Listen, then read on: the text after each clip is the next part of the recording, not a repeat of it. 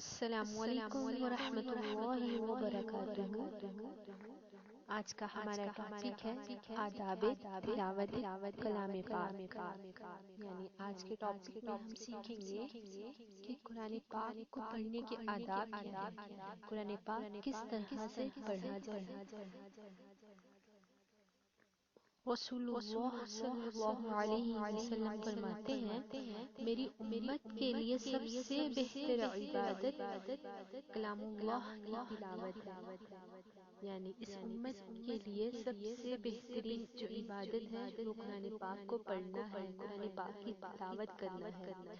اس کے لیے زمان و مکان کی کوئی قید نہیں ہے، بچپن سے بڑھاپے تک جس وقت جہاں چاہے بیٹھے لیٹے بوضو خلوت میں یا جلوت میں کلام پاک کی تلاوت باعث نفع ہے، مگر افضل یہ ہے کہ پڑھنے والا باوضو ہو، قبلہ رو دو زانو ہو کر بیٹھے یا تکیہ لگا کر یا اکڑ کر نہ بیٹھے۔ اسی طرح خلوص نیت سے پڑھے، نمائش و ریا کا قطعاً دخل نہ ہو۔ اس طرح سرنگو ہو کے بیٹھے جیسے شاگرد استاد کے سامنے بیٹھتا ہے، کیونکہ تلاوت کلام پاک اللہ تعالیٰ کے حضور میں حاضری اور ان سے ہم کلامی کا درجہ رکھتا ہے۔ اس کے لیے بہترین وقت رات اور بہترین مقام خانہ کعبہ یعنی مسجد خدا ہے۔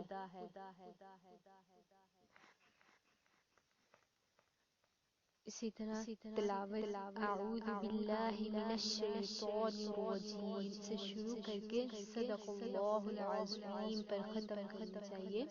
جس طرح ہم بول چال میں کہیں زیادہ اور کہیں کم ٹھہرتے ہیں، تین باتیں ملا کر کرتے ہیں کہ ایک بات کر کے رک جاتے ہیں اور دوسرے نئے سرے سے شروع کر دیتے ہیں، اسی طرح تلاوت کلام پاک کا طریقہ ہے۔ تلاوت شروع کرنے کے بعد اس بات کا دھیان رکھنا لازمی ہے کہ وقف کہاں ہے، پھر وقف کی صورت میں یہ خیال رکھنا چاہیے کہ زیادہ وقف کن کن مقامات پر کرنا ہے، کم کہاں کرنا ہے۔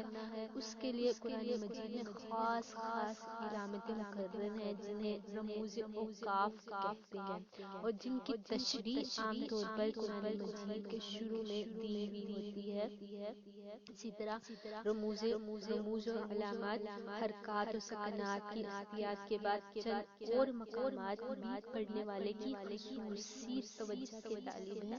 جیسے قرآن پاک میں 18 مقامات ایسے ہیں جن میں الف کا نہ پڑھنا ضروری ہے۔ اسی طرح 20 مقامات ایسے ہیں جن میں زیر زبر پیش رد و بدل کر دینے سے معنی بدل جاتے ہیں اور انسان گناہ کبیرہ اور بسا اوقات تو کفر کا مرتکب ہو جاتا ہے۔ استغفر اللہ۔ امام ابو حنیفہ کے نزدیک 14 مقامات ایسے ہیں جنہیں پڑھ کر یا سن کر سجدہ کرنا واجب اور دیگر ائمہ کے نزدیک مسنون ہے، جیسے آیت سجدہ پڑھنے یا سننے کا اتفاق ہو وہ تکبیر کہہ کر سجدہ کریں۔ سجدہ میں 3 بار سبحان ربی الاعلی کہیں، پھر تکبیر کہہ کر سر اٹھائیں۔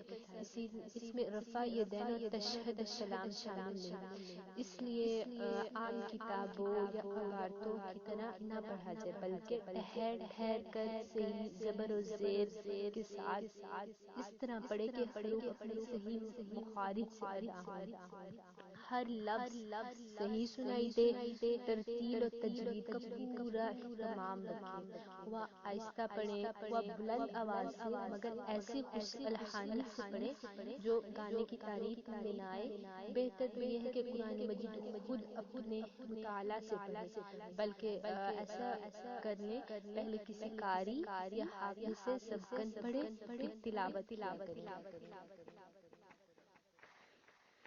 آداب کلام پاک کے لیے یہ بھی ضروری ہے کہ ظاہر اور باطن برابر ہوں، پاک ہوں، یعنی ظاہری آداب کے ساتھ قلبی احترام بھی شریک رہے تاکہ صاحب عظمت و جلال کے کلام کی دل میں عظمت پیدا ہو۔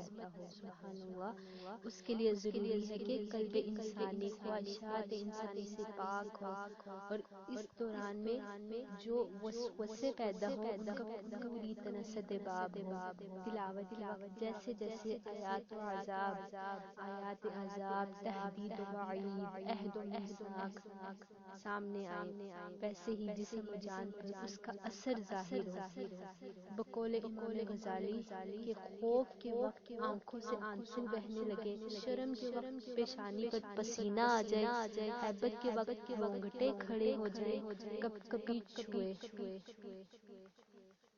اسی طرح پڑھتے وقت مقدار تلاوت کا بھی خاص طور پر خیال رکھنا چاہیے، طبیعت پر بوجھ ہرگز نہ پڑنے دیں، روزانہ جتنا آسانی سے پڑھ سکیں پڑھا کریں۔ سب سے اعلیٰ درجہ یہ ہے کہ قرآن مجید 3 دن میں ختم کریں، مگر اگر ایسا نہ کر سکے تو 7 دن میں ختم کریں، اور ادنا درجہ یہ ہے کہ مہینہ میں ختم کریں، مگر بلا سوچے سمجھے فرفت نہ پڑھتا جائے، اور پورے آداب سے پڑھیں۔ معنی کے ساتھ پڑھنے کے لیے زیادہ توقف کی ضرورت ہے۔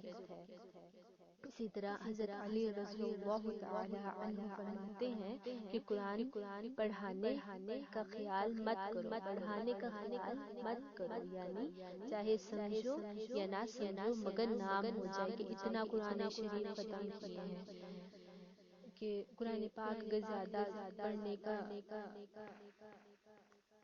سوچے اور کہے کہ ہمیں زیادہ ختم کرنا ہے، اس کو بڑھانا ہے، ایسا نہ کریں۔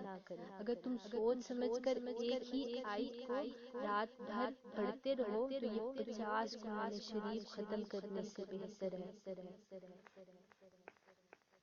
آخر میں دعا ہے اللہ تعالیٰ سے، اللہ تعالیٰ ہم سب کو قرآن مجید کا ادب کرنے کی توفیق عطا فرمائے اور قرآن مجید پڑھنے کی توفیق عطا فرمائے۔